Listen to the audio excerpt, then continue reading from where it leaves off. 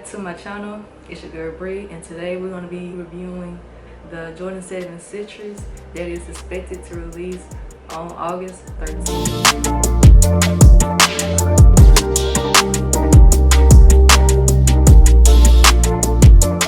So expect the box to look like this because it's a grade school box, and it got a size tab.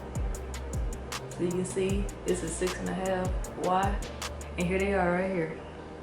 So this is what you're gonna expect when you get these.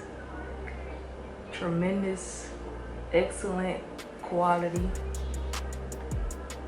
on the materials. I don't see any glue stains. So this is a GS pair, and it looks exactly like the men's pair. Like, I don't see any flaws. The materials is great.